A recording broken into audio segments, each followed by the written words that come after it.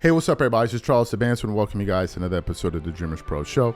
We cover everything from sports, hot topics, classic debates, entertainment, and we give you guys a fresh perspective on things and how we see them. And today we got a pretty interesting show for you guys. Before we get into it, please make sure you like the video and sub to the channel. Also, be sure to follow me on Instagram. My handle is CTABANZ. Okay, let's get into this topic here. Now, this is going to sound like I'm being a dead horse here, but I believe what I'm saying about this story. We have been covering this news about Inside the NBA being licensed by ESPN, although the TNT crew are going to be producing it. But I'm like, yeah, that's fine. But nevertheless, they're still annexed to ESPN, and ESPN has a way of doing things. And I think that is going to clash with what's going on or what those guys do over there at Inside the NBA. I think they're just a little bit too honest for what ESPN likes to do. I'm just being frank with you. Yesterday, we produced a show on this, and we had a topic that we got from Awful Announcing with the following headline: Charles Barkley concerned about move to ESPN. We just don't know. It continues on. Charles Barkley, Kenny Smith, and Shaquille O'Neal continue to be asked about ESPN, and one feeling that keeps emerging about the new partnership is concern. Barkley recently joined sports radio Nick and Chris on 680 The Fan in Atlanta, where he was asked about Inside the NBA's looming move to the worldwide leader next season. With Warner Brothers Discovery losing NBA rights for TNT, Barkley, O'Neal, Smith, and Ernie Johnson will continue their popular studio show through a licensing agreement with ESPN. TNT Sports will produce the show in Atlanta, but will air on ESPN and ABC. While ESPN won't have any editorial control over Inside the NBA, everyone remains interested in seeing how the partnership plays out, particularly with the talent involved. Smith recently admitted he was uncomfortable with the move. O'Neal has also said he is concerned about going to ESPN, and Barkley is echoing the sentiment. We're all concerned, I'm not going to lie to you, because we just don't know. So I wish I could give you a definite answer, but we made the move, and we're going to see. Like I said, it's going to be cool working for ESPN. ESPN is the most famous network in the world of sports, and it's going to be an honor to work for them. The licensing agreement with ESPN was announced late November. It's one thing for Barkley, Smith, Shaq, and Smith to have concerns and discomfort about the move in the immediate weeks and months after it was announced, but the uneasiness has continued even after they both met with TNT Sports and ESPN to discuss how the agreement will work. One concern remains the potential workload, even though Inside the NBA will air on ESPN and ABC significantly less frequently than it has on TNT. Barkley said he's willing to appear remotely on ESPN studio shows as he has in the past with Get Up and First Take, but just because he does one show doesn't mean he's going to do all of them in a given week. They've been trying to get me my entire career, Barkley said of ESPN, but I've made a great decision going to Turner because it's amazing. He continues, our company's not the same, Barkley said of Turner. We've had two mergers that basically just sucked. It sucked, plain and simple. We fired everybody the last two times, so our company has changed dramatically. And then the article then goes on to say a few other things there. So I stumbled upon an interview of Adam Silver on the Dan Patrick Show. They were talking about a whole bunch of things, what's going on with Michael Jordan returning to the NBA. They spoke about ratings, et cetera, et cetera, et cetera. And then they spoke about the transition of Inside the NBA to ESPN.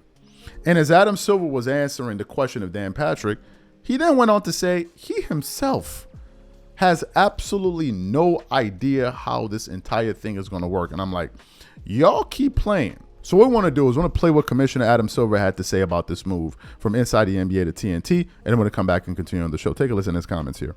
You talked about Michael staying current. There are times when Charles may not know who's even playing in a game that he's watching. Now, it's funny to us, but you're the commissioner, and this is your lead broadcast team or studio show.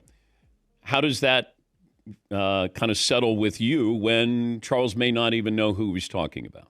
Well, I that may be a little extreme. I mean, I'm down there a fair amount at their studio in Atlanta. I mean, he's watching the games. I mean, they made a decision to take an entertainment route with that studio show. I mean, I think ESPN was always about more hardcore basketball. Maybe NBC was somewhere in the middle in the old days, but it's an entertainment show, and he's entertaining, and fans seem to love it. Sometimes he's a bit of the crazy uncle, I think, but even when I think there's a difference when putting aside, how focused he is on the game. my sense always when Charles is critical, it is a little bit like your uncle at the Thanksgiving table being critical. It's like there's no doubt it comes from a place of love. You know, I don't feel the same way about some of the other commentators. And I think it's Charles found a lane and he does it well. And it'll be interesting to see how that converts. As you know, they're now bringing that studio show to ESPN and ABC next year. Yeah.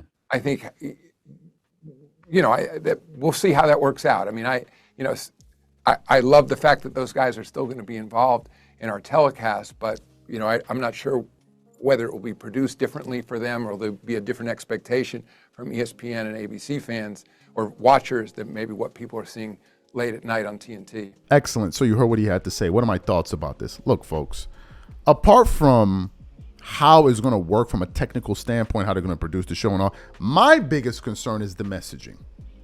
It's the messaging without a doubt. ESPN loves to twerk on a daily basis. They twerk it up. They twerk it up from show to show. And then when you get a whole bunch of their personalities on one show, it's just a twerkathon. Honey's flying everywhere.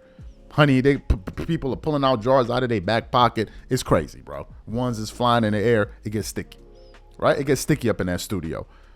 And now I'm thinking about a guy who has been religiously critical of the coverage of basketball that ESPN deploys on a daily basis in Charles Barkley. Charles Barkley's called them a bunch of fools, and all they do is hype up the Lakers. So let me get this straight. You're going to bring a show like this to ESPN that is critical of almost all of the takes that the ESPN likes to promote on a daily basis, and it's going to work? And I said it before, and I'm going to say it again. What happens when you get Charles Barkley on the show like First Take, and you got a panel full of honey-slinging twerkers on one side, and then you have Charles? And then the Lakers may go on a 2-game winning streak, and they're about to tell you they're coming out the West, and then you have Charles Barkley saying, man, y'all are just up here, just a bunch of fools. The Lakers suck. How's that going to work? Because you better believe ESPN, they have to market to Laker fans, which I totally understand. They're a huge fan base.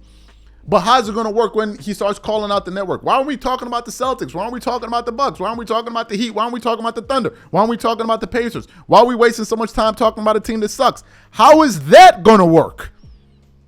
How's it going to work? Oh, my goodness. I can't wait to see how all of this plays out. I think it's going to be fantastic. And remember, Dreamers Pro, we said it here first. I do not think it's going to be a kumbaya hug fest.